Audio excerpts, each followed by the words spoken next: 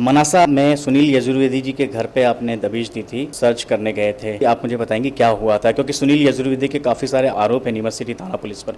Actually जो सुनील यजुर्वेदी जी हैं वो जो आरोपी है शुभम, उसके पिताजी हैं। तो हम चूँकि उसी दिन एक इन्वेस्टिगेशन के लिए ऑलरेडी जा ही रहे थे मनासा, और उसी बीच में मुझे फ़ोन आया कि जो शुभम यजुर्वेदी है जो वो उसकी मदर से मिलने के लिए वहाँ उसके घर पर है। मतलब ये हमारे मुखबिर द्वारा हमको सूचना मिली थी, तो और टाइम भी कम था, अरेस्ट ही करना भी ज़रूरी था हम लोगों को, इसलिए सर्च वारंट तो हम लोग प्राप्त नहीं कर पाए। वैसे वरिष्ठ अधिकारियों को हमने अवगत करा दिया था पूरी सूचना से कि सर ऐसी ऐसी इन्वेस्टिगेशन है, तो तुरंत हम लोग उसके घर पर पहुँचे। मैं थी, मेरे साथ एक महिला आरक्षक थी और 2 आरक्षक और थे मेरे साथ में। चूँकि मैं खुद आई हूँ इसलिए मेरा खुद का जाना वहाँ ज़रूरी था। मैं उनके घर पर पहुँची तो बाहर दरवाजे पर ही उनकी मैडम आए, उनकी शुभम की मदर। तो उन्होंने पूछा मुझसे कि आप क्यों आए, तो मैंने कहा शुभम की हमें सूचना मिली है तो आप बाहर बुलाएं शुभम को। तो बोलते कि नहीं है शुभम।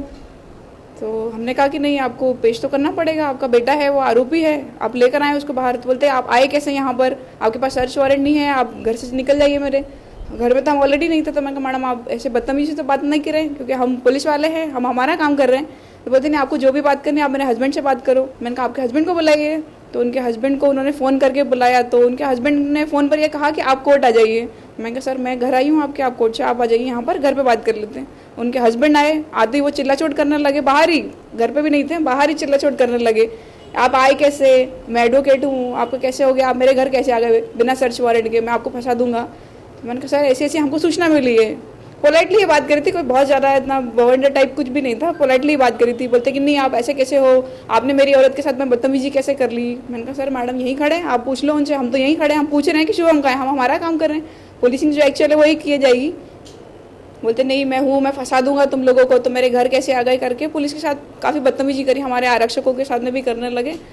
मैंने कहा सर आप बताएं कि कहाँ पर है। तो बोलते नहीं चलो मैं थाने पर तुमको चल के बताता हूँ कि क्या होती है पुलिसिंग, मैं बताता हूँ तुमको। ऐसे करके वो खुद थाने में बैठ गए। हमारे जो एक आरक्षक है उन्होंने पूरी इस चीज़ की रिकॉर्डिंग करी है, उनके पास बाकायदा रिकॉर्डिंग की, वो खुद चलकर गाड़ी में बैठे।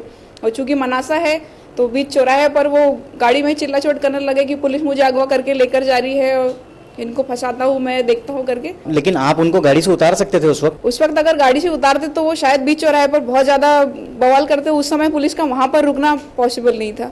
ये सारी सिचुएशन थी। वो खुद थाने पर आए हैं, पुलिस ने उनके साथ में कोई जोर जबरदस्ती नहीं करी है। मैं खुद गई थी, तो आप बताएं अब मैं खुद कैसे उनके साथ में बदतमीजी कर दी। पुलिस है जो पुलिस का काम कर ही रही है। आपने मनासा पुलिस को सूचित किया था उनके घर जाने के पहले? जी बिल्कुल, मनासा पुलिस को हमने इन्फॉर्म कर दिया था। ये तो पुलिसिंग होती है एक्चुअली, हम लोकल अगर किसी भी थाना क्षेत्र में जाते हैं तो हम वहाँ के लोकल पुलिस को इन्फॉर्म करते ही हैं।